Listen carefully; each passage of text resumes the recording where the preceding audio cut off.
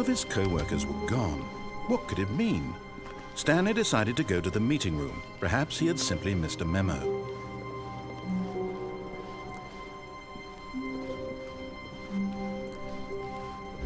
When Stanley came to a set of 2 open doors, he entered the door on his left.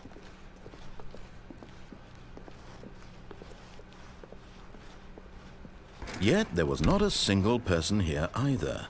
Feeling a wave of disbelief, Stanley decided to go up to his boss's office. Hoping he might coming to a staircase, Stanley walked upstairs to his boss's office.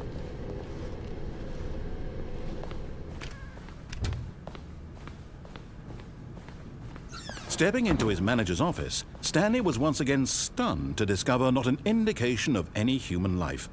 Shocked, unraveled, Stanley wondered in disbelief who orchestrated this. What dark secret was being held from him? What he could not have known was that the keypad behind the boss's desk guarded the terrible truth that his boss had been keeping from him. And so the boss had assigned it an extra secret PIN number, 2845. But of course, Stanley could, yet incredibly, by simply pushing random buttons on the keypad, Stanley happened to input the correct code by sheer luck. Amazing. He stepped into the newly opened passageway.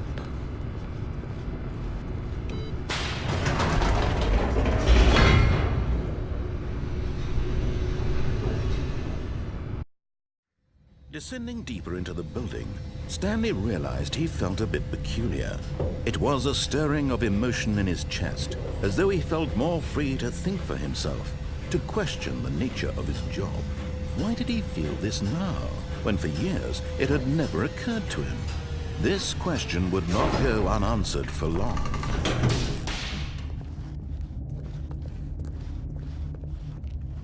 Stanley walked straight ahead through the large door that read Mind Control Facility.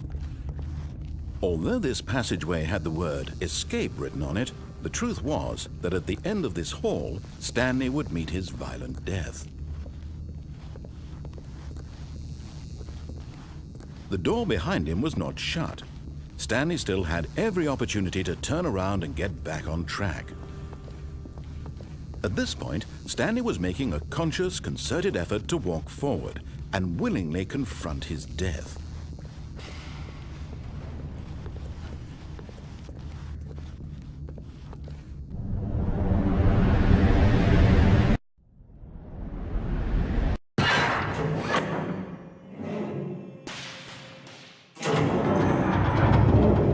As the machine whirred into motion and Stanley was inched closer and closer to his demise, he reflected that his life had been of no consequence whatsoever. Stanley can't see the bigger picture. He doesn't know the real story, trapped forever in his narrow vision of what this world is. Perhaps his death was of no great loss, like plucking the eyeballs from a blind man. So he resigned and willingly accepted this violent end to his brief and shallow life. Farewell, Stanley.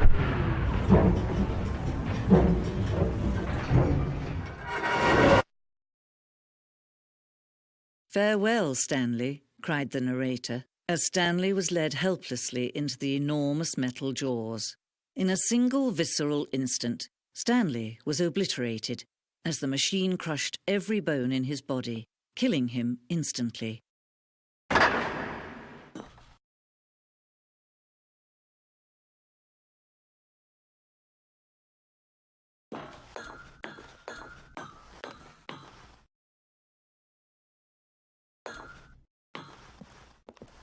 And yet it would be just a few minutes before Stanley would restart the game, back in his office, as alive as ever. What exactly did the narrator think he was going to accomplish? When every path you can walk has been created for you long in advance, death becomes meaningless, making life the same. Do you see now? Do you see that Stanley was already dead from the moment he hit start?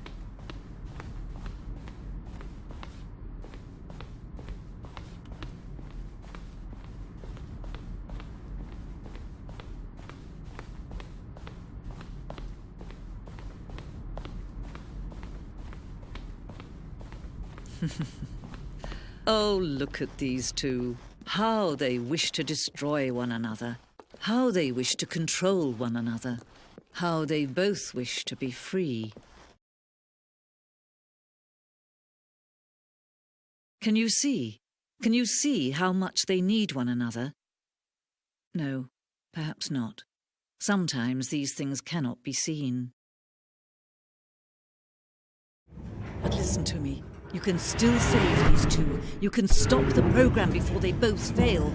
Push escape and press quit.